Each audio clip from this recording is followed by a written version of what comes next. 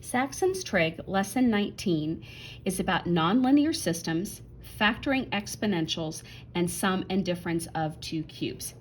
So in the first example, they give us two equations, x squared plus y squared equals 9, and y minus x equals 1.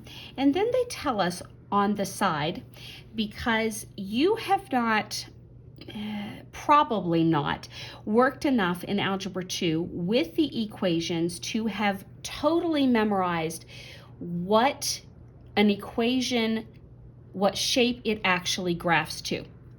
Hopefully by the end of Trig, you will have done enough that you will begin to have them all memorized and recognize them as you need.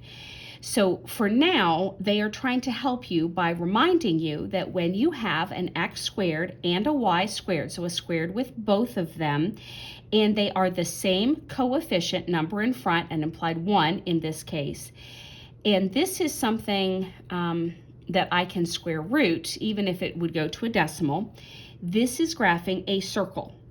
This is a plane y and a plane x, which could be rearranged to the y equals mx plus b format, so it is the graph of a line. So I don't have any part of it that's squared, it's probably going to be a line.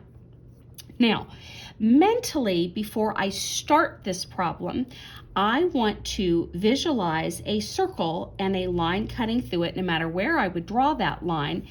The most amount of solutions that I could have are 2. Now, if I drew the line here and it only touched it one time, I might be thinking I could only have one answer, but my goal mentally is to figure out the most amount of solutions I could be getting to. So this would be 2. This is helpful for me at the end to make sure that I've not made a calculation error and lost a solution. But we are going to not actually graph this to get the answer. And when we get there, you'll understand why. We're going to stick with the methods that we have at this moment, which are substitution or elimination. Now, because I have squareds, I cannot eliminate, because there's no way to be turning this into something squared without changing the values of the problem. But I can substitute and solve for the y in this equation and get 1 plus x because I've moved it over, and plug this in for this y. So we're going to keep x squared plus, and then this unit is going to be squared, and the problem equals 9, so that's 1 plus x. So I remember that when I have this squared and I go to distribute it, it's the same as saying 1 plus x times another 1 plus x. Now, I've done this for so long, I basically do a shortcut in my head rather than writing out all these parts and adding them. But if that's what you still need to do to feel comfortable, then do that. So this would be either considering distributing 1 times both and x times both and putting them together, or you can use the FOIL if that helps you keep it organized. Or over here, I'm going to do my shortcut. So x squared plus the 1 squares to 1, and that's the same as I would get here if I'm foiling out. Then if I'm foiling out, 1 times x is x, x times 1 is another x, and then x times x is x squared. Okay, so in my shortcut, I multiply these two together and get 1x, and I know that the middle term then is always doubled, so I write 2x, and then x squared is x squared, and it equals 9. Okay, I have x squared and x squared is like terms, so we now know we have 2x squared plus 2x, and I'm rearranging the order here because I know where I'm headed, and then it still equals 9. Now I need to get these two numbers together, and if I do, I'm going to move this 9 over, so it's 2x squared plus 2x. Oh, the sentence I didn't finish saying. I'm rearranging the order to put them in descending order so that I have squared, plane, no x, equals 0. So this was minus 8 equals 0. So the problem equals 0 so that I can attempt to factor it. I see that I can reduce every piece by 2. So if I divide all of it by 2, it just makes my numbers to be as small as possible. So we're down to x squared plus x minus 4 equals 0, because 0 divided by 2 is still 0. Can I factor this into 2 parentheses? Let's see. X squared would split to x and x. 4 choices are 1 and 4 or 2 and 2. is there any way to make a 1 out of these combinations? Well, that's either going to make 5 or 3, whether I'm adding or subtracting, and that's either going to make 2 or 4. No, I cannot make a 1, so there's no way to factor. What do we do when we can't factor something? We jump back to the quadratic formula, which will always give us a solution. So this now means a from the x squared is 1, b from the x term is 1, and c is -4 from the no x term. So once we have them, we know that we're filling in 2. And again, remember that big long equation, -b plus or minus the square root of b squared minus 4ac all over 2a, the quadratic formula that you're working toward memorizing.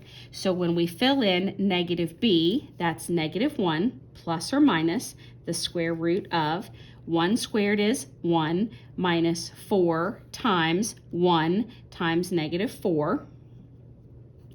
The c all over top of 2 times a, well, 2 times 1 is 2. So we have -1 plus or minus the square root of -4 times -4 is positive 16 times 1 is still 16. So 1 plus 16 is 17 all over 2. Now that is the two answers that I need. -1 plus radical 17 over 2, and the second one is -1 minus radical 17 over 2. Now these are merely, and we were working with the x's, so x equals those answers. Okay, now I'm gonna have to flip the page because we're totally out of room here, obviously. I have an x and a y. So so this will be my final answer when I'm finished. I have, at the moment, two x answers, and we said that was -1 plus radical 17 over 2 and -1 minus radical 17 over 2. And we're supposed to plug those in to get their y answers. Okay. Now, this mental picture that I had over here tells me that I probably only have one answer solution for the y that goes with this one and with this one because I have only two. Sometimes when I get these answers, I have two y answers, and my visual picture should have given me then 4 dots as the most amount of places where it could be working. So we need to just figure out what they are by plugging these lovely x's in to, and let's go back to our y minus x equals 1 equation. So these are our x's, so we're going to fill in y minus -1 plus radical 17 over 2 equals 1. So we have y, two negatives make a plus, but this negative also distributes with this one. So you need to make sure that when you have a negative outside, you're changing every piece of the top.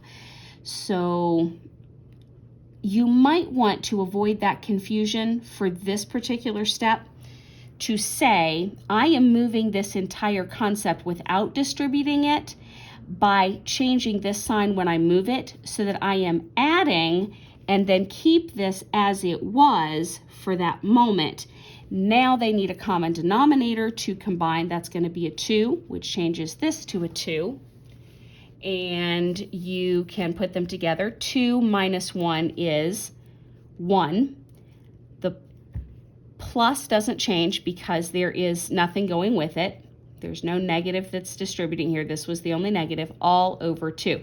So this y answer for plugging in this negative turns it into 1 plus root 17 over 2. That's its only answer. Now, you're doing the same thing here with this one. So when you plug in, it's minus with, and I'm just going to change this to a minus. So if you do the same steps that I did before and you merely change this one to an add and keep this one the same, this one goes to negative. Now, if you prefer to distribute here, make sure you change both these signs, and then of course they're changing when you're putting them over here. Okay, so common denominator we still have. 2 with the -1 is still a 1, so the only thing that changes is that this goes to a negative. So now we have our answer that matches with this one, which is 1 minus root 17 over 2. And here are the two answers. So now that you see how messy those answers are, you know why I said earlier that having that mental picture is helpful to know how many answers you're heading for. Okay, example 2 finally begins on page 140, and they're going to basically do the same thing again.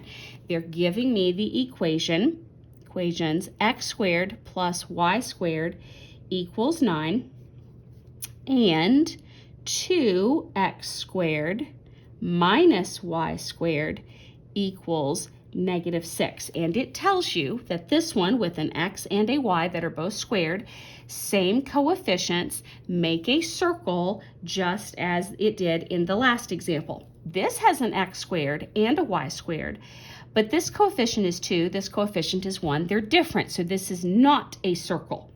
Also, one of them has a minus sign. That makes it a hyperbola. And if you have forgotten your hyperbola, so I'm going to do my mental picture of a circle, your hyperbola is a parabola that mirror images with itself, so you basically have 2 of them with a pretend mirror in between them. This creates 4 answers that we will have in the end. So, can I substitute? Possibly. Can I eliminate? Well, most definitely, because this is a positive y squared, this is a negative y squared. That is a good solution to use then. So we're going to add these originals together. 1 plus 2 is 3x squared. The y squares cancel each other off. And 9 plus -6 is 3. Divide by 3. X squared is 1. X is, we're going to square root both sides to get rid of the exponent, and when you put a square root around something, you always get the positive and negative solutions. And what is the square root of 1? 1. All right, so for my final answer, I know I will have a 1 and I will have a -1, and I'm looking for some y answers. But because I know from my mental picture there are 2 of them, I know I'm going to end up with like a positive solution and a negative solution for the positive one, and I'm going to have a positive solution and a negative solution for this one when I finally box my answers. So I know I can go ahead and do this, or I can wait to the end and see that I get 2 answers and then fill it in double. All right, so if I'm going to start by solving for the positive one, we're going to go back to where probably this one is the easiest one. So let's plug in x, which is, we're testing the positive one. 1 squared is 1, plus y squared equals 9. So we minus 1 and we get y squared equals 8. We have to square root to undo the exponent. And when I square root, I know I get a positive and negative answer. That's why my 2 sets. And then what is the square root of 8? Don't know. It's not so it comes out a decimal if I try it on my calculator. So I'm going to do the tree. 2 times 4 and 2 times 2. It means I have a set of 2's. 2 is pulling out, but there's a 2 stuck inside. So there are my answers. So for this one, the first answer will be the positive one. So it will be 2 root 2. For this one, it will be the negative 2 root 2. When I plug in -1, what happens when I square that? I get 1. Oh, same solution. I don't have to redo the work. So I know with this -1, one of my answers is 2 root 2. With my other one, it's the -2 root 2. Now, I will sometimes shortcut these answers, even though it's technically that way. I will say I have positive and -1 and positive and -2 root 2, which implies to me all 4 of these. Your book doesn't ever really shortcut it to that way. They want to write out all 4 to avoid confusion. But should you see me do it this way, I'm trying to imply all 4. Example 3. Again, we have x, y equals -4. And y equals -x minus 2. All right, this one has an x and a y multiplying together, and it equals a -4. It is not in a format that kind of matches what we just did, but it is a type of equation for a hyperbola. This is where it's helpful for the book to tell me because it doesn't fit the norm. This one does. It has a y and an x, so it's nothing squared. It's hitting the format y equals mx plus b, so it is the equation for a line. So if I mentally have a hyperbola, which is two parabolas mirror imaging, and a line going through them, wherever I put it, I'm probably going to end up with two solutions. Okay, now can I substitute or eliminate? I have a y equal here, so let's substitute. Because these are multiplying together, I really can't eliminate. So this concept is going in where the y was. So we have x multiply with negative x minus 2 plugged in equals negative 4. Distribute x times negative x squared, x times negative 2x. And because I know where I'm going, I'm going to go ahead and move the plus 4 over so that it equals 0. My next job would be to attempt to factor it. Can I factor this? Well, the one thing I would need to fix is that this is a negative. And since I don't want to start messing with the whole problem, and I'm looking at 4 and 1, 2 and 2, there's no way that's going to give me a 2. So I know I'm going to have to go into quadratic. So I'm not going to bother to fix the negative. I'm just going to state that A is negative 1, B is negative 2, and C is 4, and go ahead and plug it into the quadratic formula. So negative B, negative 2 is positive 2 plus or minus the square root of negative 2 squared to 4 minus 4 times A, negative 1, times C, 4, all over 2A. So 2 times negative 1 is negative 2. 2 plus and minus the square root of negative 4 times negative 1 is 4 times 4 is 16. So 4 adding with 16 is 20 all over the negative 2. That 20 I'm going to split 2 and 10, 2 and 5. So I have a set of 2's. So we keep our 2 plus and minus. The set came out. 5 stuck inside, all over negative 2. Can I reduce all of the outside pieces? 2, 2, and 2. Yes. So it's going to reduce by 2's. So 1 plus and minus 1 root 5, so just root 5, all over negative 1. Now, if I divide by a negative 1, it's basically going to turn this into a negative, but because this already had a positive and a negative, if I flip the positive to the negative and the negative to the positive, I kind of keep the same thing. So my answer for x is a negative 1 plus and minus root 5. So in my answers, and I know I'm working toward 2 of them, we're going to have negative 1 plus root 5 and negative 1 minus root 5 as our x answers. Now, plug back in here for the y. So y equals negative of the x, which is negative 1. I'm going to do them separate. Plus root 5 minus 2. Okay. Then this negative will distribute out, making it y equals 1 minus root 5 minus 2. 1 minus 2 is negative 1 minus root 5. So the answer when I plugged in the positive was negative 1 minus root 5. I should have left more space there. Then when I do the opposite, it's still the negative from the original. It's still negative 1, and instead of doing the positive set, we're doing the negative set. So when I distributed, that was still positive, but this went to positive. That was still minus 2. So this dropped down and those still combined. So this was the answer for my negative, negative 1 plus root 5. I don't like how that's kind of crammed. So negative 1 plus root 5, comma, negative 1 minus root 5. And for the other one, it was negative 1 minus root 5 and negative 1 plus root 5 for its match. That is a little easier to read for the answer. Again, I'm double checking I didn't make a boo-boo anywhere in there. Yeah, and that matches their answers. Okay, part B is about factoring exponentials. Okay. This takes you back to algebra and what you should have learned for how you separate these. So let me just get the original written out here. Plus 12 x 3n plus 3. They want this factored.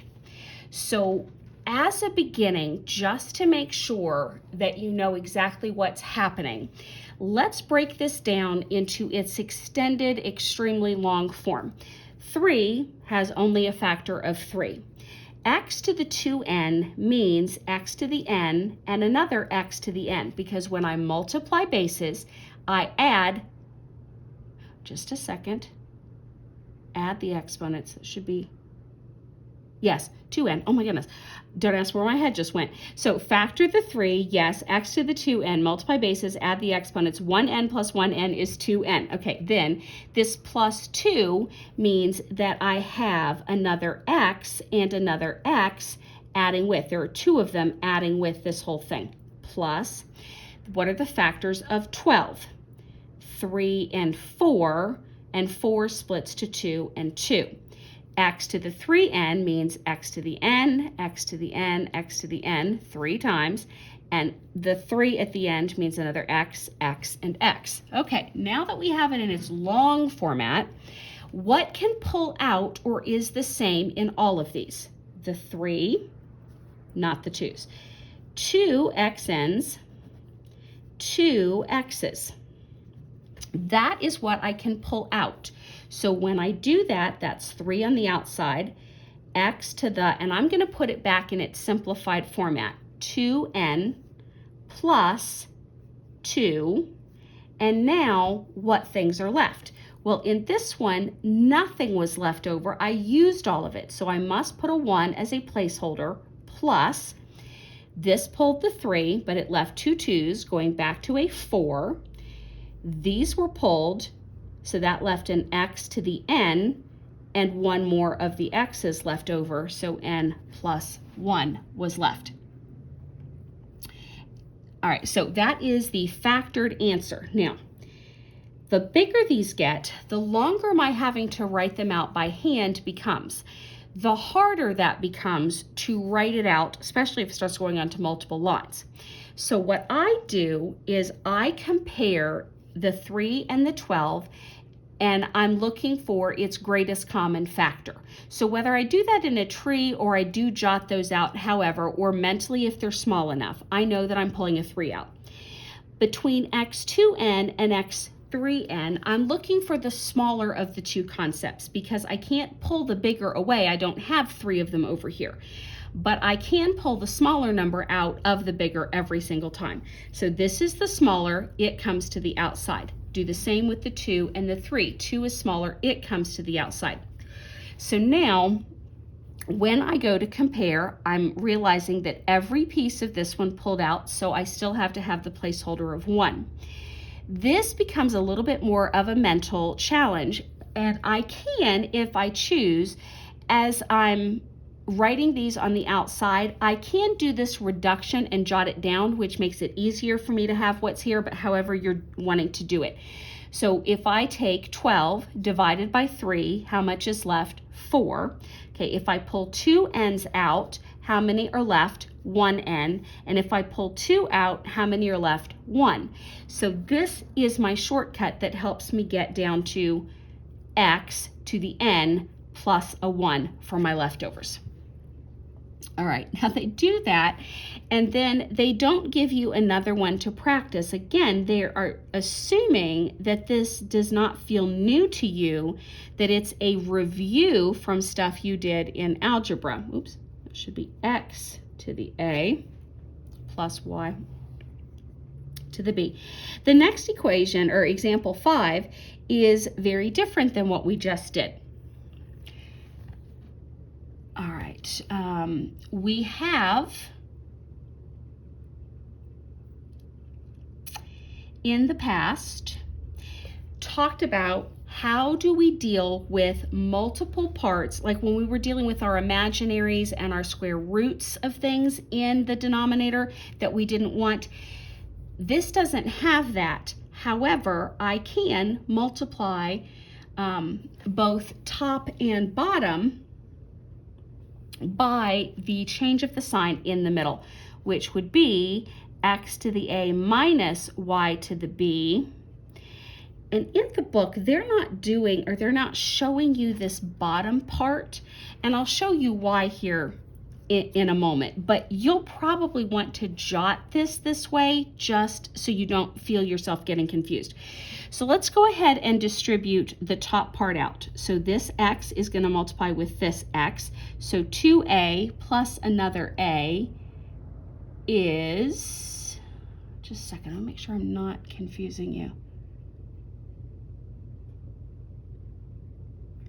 I'm going to pause for a second. Okay.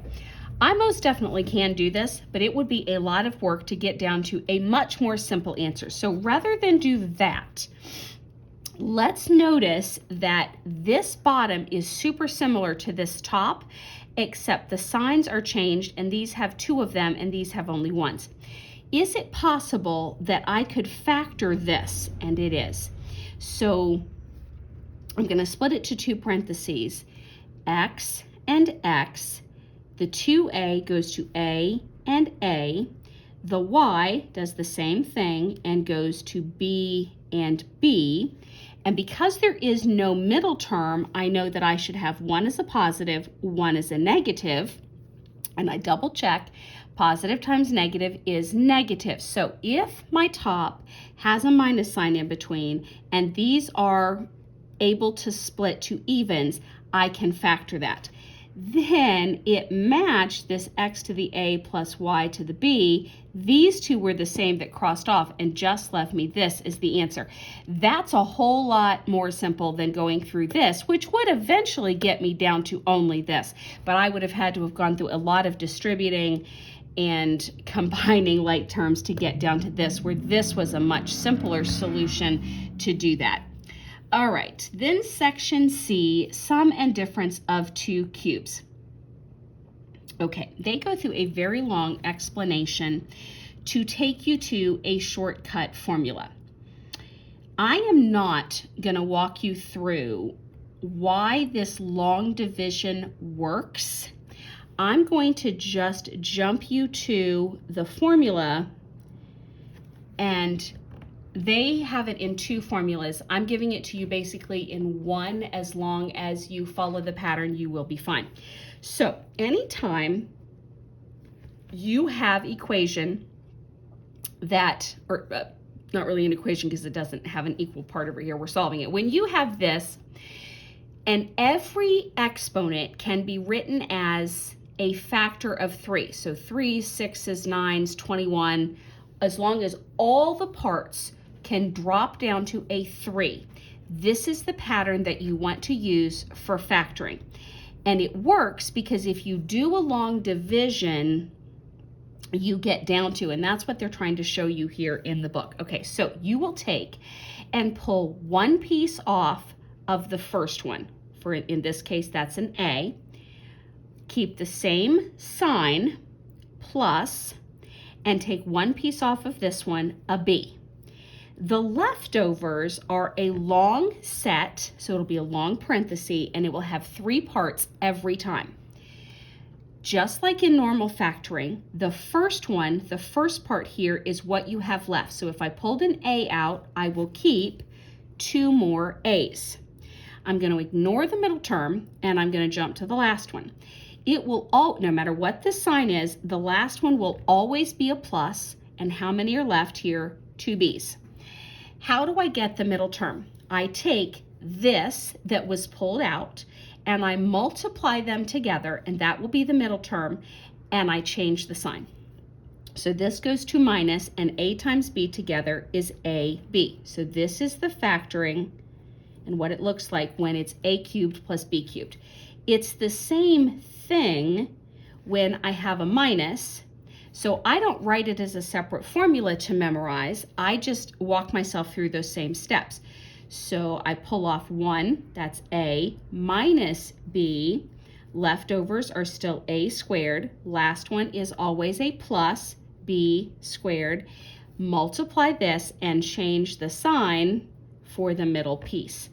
So it works the same. It's two different formulas, but if you follow those steps of pull one off, leftovers, always a positive at the end, leftovers, combine what's out here and change the sign, you've got the formulas. So then in example 6, they ask you to solve for x cubed y cubed minus p cubed. So when you see a problem, check to see, is every single piece a factor of 3? Yes. Okay, so we're going to follow this rule. Pull one piece off, x and y minus p, and what are left? For the x, x squared. For the y, y squared. Ignoring the middle term, jumping to the end, is it definitely a plus? How many are left? 2 p's. The middle term, change this sign to a plus and multiply all of those together, x, y, p. So once you know the pattern, doing it is fairly fast. And the final example gives you 8m cubed y6 plus x cubed. Are all of these exponents of 3? Yes, that's 2 times 3. 8. Yes, but I have to change it. So what number 3 times gives me 8? Making this 2 cubed, m cubed. I'm going to skip that y for a split second, plus x cubed. All of those are easily in 3s. The y is going to be something cubed. So I want to write it so that I have all cubes. I apologize, that's a little bit cramped. So 3 times what takes me to the 6? 2. So this is y squared cubed. Now that I have everybody written in 3s, we're going to follow our pattern. So 1 pulled off, that's a 2, and an m, and a y, 2, because it's these that I'm reducing down, plus x. That's 1 piece off of all of them. Now my leftovers. Left here, so if you want to, at this point, change that to a 2, that one to a 2, and that one to a 2, it can be helpful here. So 2 squared, 4, m squared, y2 also squared, 1 base, 2 exponents, multiply and get y to the 4th, ignoring the middle term, always know it's a plus. This one has 2 x's left. Take my outer part, or these parts, and multiply them together and change it to a minus. So this is 2m y squared x when it's multiplied together.